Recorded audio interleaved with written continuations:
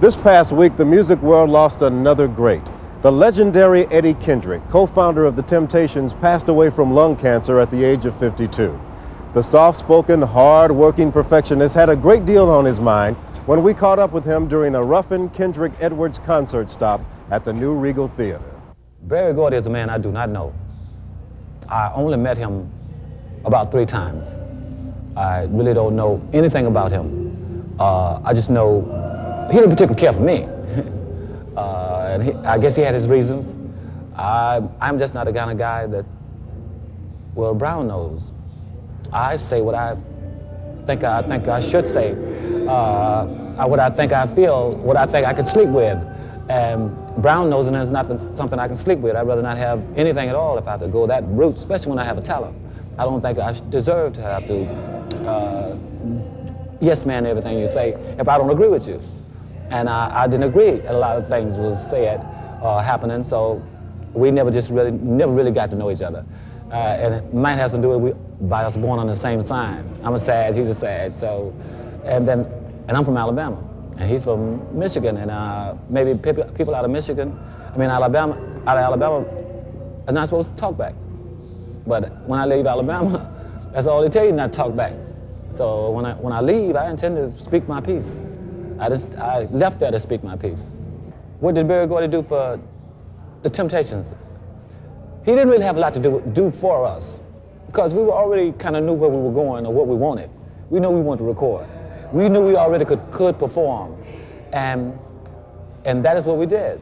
We performed, and they didn't have to do a lot of work with us, because we rehearsed on our own, we dressed our own selves, so we didn't fall in the category of being taught, or how to look, how to dress, how to do this. We already knew how to do all of that.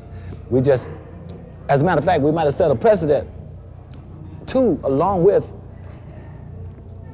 the other acts that was there because of the way we were. And everybody kind of wanted to be in that area as far as I'm concerned. To get a little perspective on how important the contribution of The Temptations with Eddie Kendrick was to the music of the 60s, we traveled to Dusty Radio 1390 to speak with Richard Pegeen. Every week, his Best Music of Your Life program features quite a few Temptations and Eddie Kendrick tracks.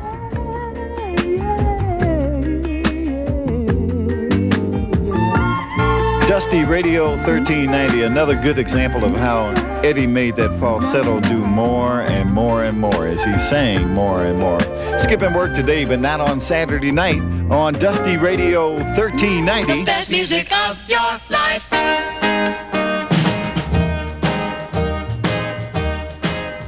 Certainly, Richard, in many people's minds, The Temptations were known as the world's greatest group, and probably one of the reasons is because they had such versatility. Each person could sing lead at one time or another. Right. Tell us about the impact of Eddie as a member of the Temps. Well, I think Eddie was probably the first guy to give falsetto some real class.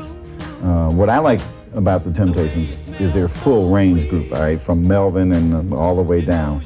Everything in between, and Eddie on top in terms of the way they stacked their harmony. But Eddie had an expression about his falsetto that was really, really good. So instead of just bopping along the top as some groups used to do, and this was from a little before their era, when the Temptations came into dominance, Eddie was a definite part of the background harmony. But then his falsetto, record by record, just seemed to take on an added significance, and he really did give the falsetto voicings with the Temptations a lot of class and a lot of expression. Speaking on race relationships, and well, you know, of course, I'm from Alabama, and speaking of Paul, this comes back in again.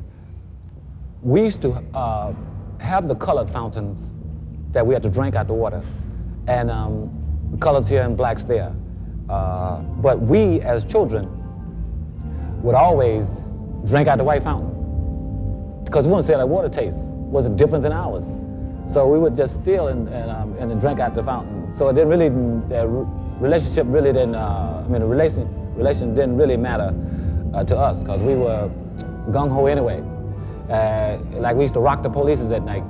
They tell us to get off the block, and we would go get off the block, we'd go get some rocks, and we would put the rocks down beside us, and when they come back around again, we take the rocks and rock the car, and then we would run through the alleys and run through the people's yard where the wires were, right?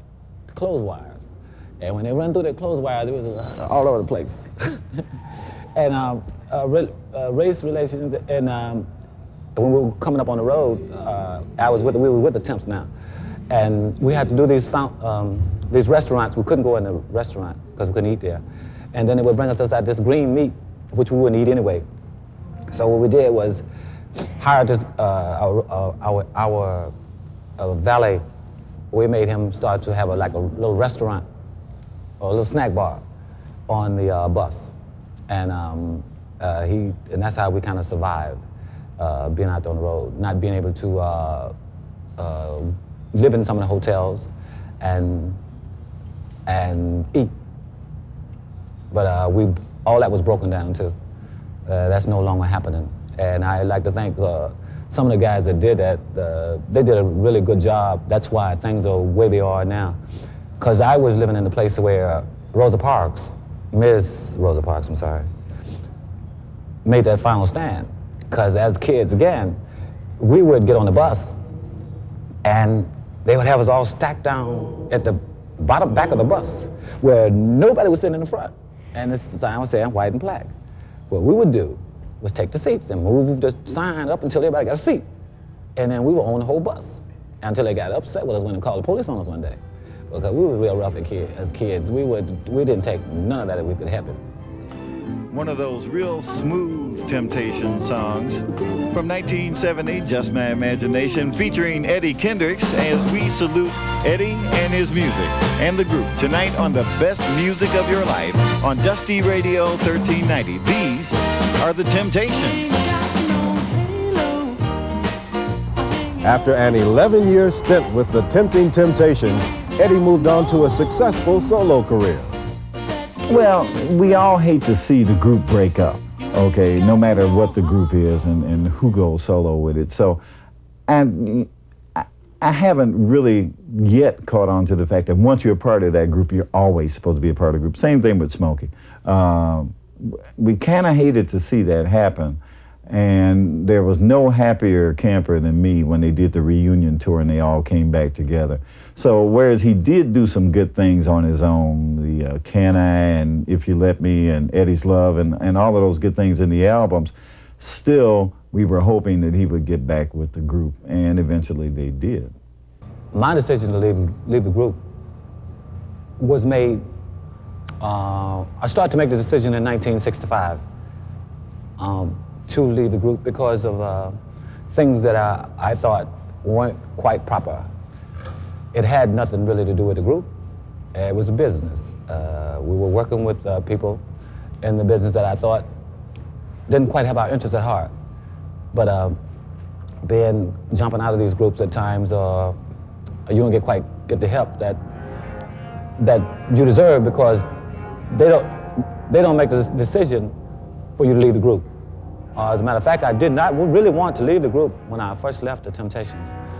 I actually wanted to stay in the Temptations, make an album, and push the album like people are doing now. I just wanted to be one of the first ones to do that, but it wasn't allowed at that time. Not to say it was right or wrong, it just wasn't allowed at that time. And so I pursued it anyway. I said I would make my own decision on what I would do. And live by it and die by it. And things started to happen real good for me. And they kind of moved in on me and took the management over again, and things started to go crazy again. So I had to redo this thing again, then get out of that situation again. Then I thought it was wise that I leave the company altogether. And I did leave the company and went to another company, and seemingly the same thing would happen. So I figured this thing was truly following me, which, with the blessing of the Lord, I kind of made it through it. And now I feel real good about the whole thing that I've done leaving the group. In recent years, he would be inducted into the Rock and Roll Hall of Fame as an original member of the Temptations. But that was not the reward that Kendrick expected. After some 20